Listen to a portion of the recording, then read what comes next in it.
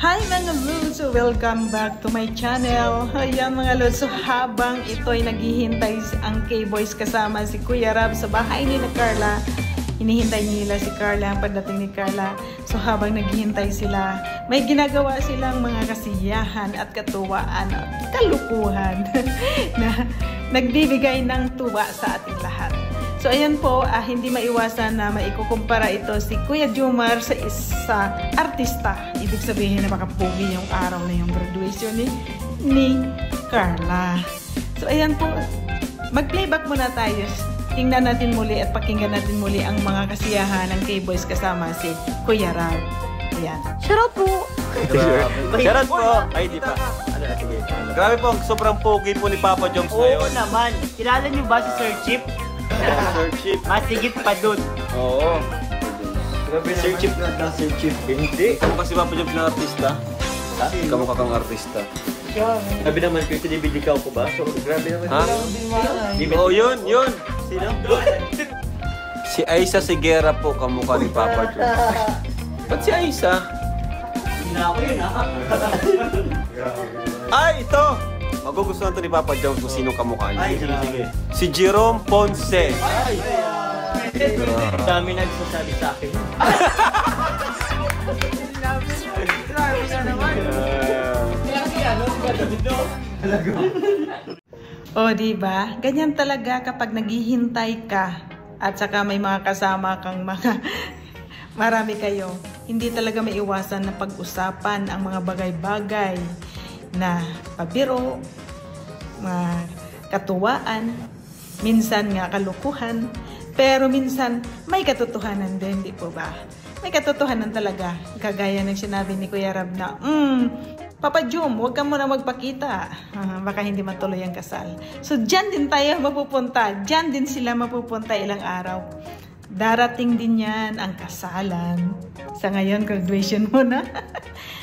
Ito po si Papa Joms. Hop! Bawal pa! Hop! Bawal pa sila magkita ni Carla. Bawal pa sila magkita. Huwag kayo magkita ni Carla, bro. Bawal pa. Di natutuloy ang kasal. Ay! Kasal na pala. May kasal na yun. Graduation, bro. Graduation nga pala. Bawal pa kayo magkita ni Carla, bro, ngayon. Bawal pa. Napansin ko, there's something Pwede Tagalog new na sa lang. mukha niya. Nag-glow siya, kaya tinanong ko. Guys, nag-glow. Hop! Bawal pa! Wag lang isumbro. Wag lang isumbro. Pati anak kong 4 years old na addict na din kay Carla. Grabe ko natin pinapanood niya. Daw, patrol. Ngayon, iniiyakan na ako. Gusto niya si Carla. Ay, grabe. Bro, si Carla lang ang gusto niya. Kaya nga, Hindi si Jomar. akala ko Jomcar, Carla. Grabe.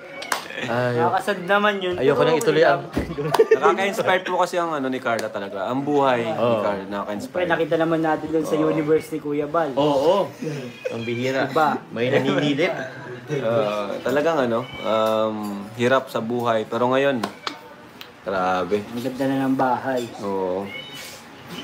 Imagine kahit bata, 4 na taon, ay iniidolo si Carla, nagugustuhan si Carla. Kasi nga, di ba, ang bait ni Carla, ang ganda-ganda niya. Kaya maganda rin itong parang inspirasyon sa mga bata. Ayan.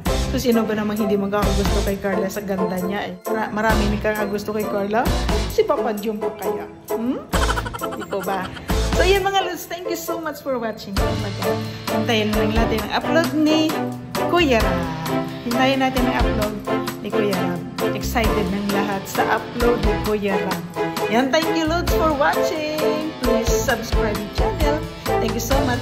God bless. At of course, huwag po natin kalimutan suportahan ang ama ng Kalingap. Siyempre, si Kuya Bal Santos Matubang, si Ate Edna Vlogs, Kalingap Rab, Jack, Tapia Matubang, at sa lahat ng mga Kalingap team. Ayan, shout out sa Karipa. Thank you so much mga Lods. Please take care. God bless. Bye-bye.